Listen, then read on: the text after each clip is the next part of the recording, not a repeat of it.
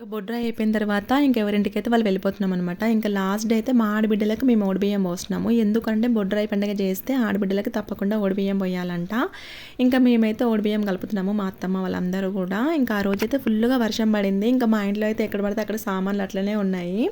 ఓడిబియ్యం ఎలా కలుపుతారు అని అంటే బియ్యంలో నెయ్యి, పసుపు అంతా వేసి మంచిగా కలుపుతారు. దాంట్లో 5గురు ముత్తైదులు చెయ్యి వేసి కలుపుతారనమాట. ఇంకా దాంట్లో 9 కుడకలు, పోకలు, ఖర్జూరాలు, పసుపు కొమ్ములు, కాయిన్స్, పసుపు, కుంకుమ, 9 జాకెట్ ముక్కలు, 9 జాకెట్ ముక్కల ప్లేస్లో ఒక ప్లెయిన్ చీర కూడా పెట్టుకోవచ్చు అనమాట. అది మన ఇష్టము. మా అత్తమ్మ అయితే చీర పెట్టేసింది.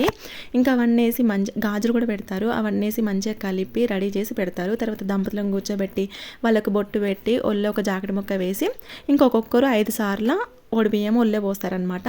అట్లా 5గురైనా 9 మంది అయినా 11 మంది మన ఇష్టం. ఎక్కువ మంది ఉంటే ఎక్కువ మంది పోసుకోవచ్చు, లేకపోతే 5గురితో సరిపోద్ది అనమాట. ఇంకా ఫస్ట్ అయితే మా ఆడబిడ్డకు పోసిన తర్వాత ఇంకా మా చిన్న ఆడబిడ్డకు కూడా పోసినాము. మా ఆడబిడ్డకి అయితే వాళ్ళ అత్తయ్య లేరనమాట. ఇంకా ఆ మొక్కదానికే పోసినాము. ఇంకా మా చిన్న ఆడబిడ్డకు వాళ్ళ అత్తమ్మకి ఇద్దరు కూడా పోసినాం అనమాట. ఇంకా కొత్త బట్టలు కూడా పెడితే ఆ కొత్త బట్టలు కట్టుకొని ఓడిబియ్యం పోసుకోవాలి. ఇంకా ఓడిబియ్యం పోయడం అయిపోయిన తర్వాత మేమందరం కూడా మా ఆడబిడ్డల దగ్గర బ్లెస్సింగ్స్ తీసుకుంటాం అనమాట. తెలంగాణ సైడ్ అయితే తప్పకుండా ఆడబిడ్డ కాళ్ళు మొక్కుతారు.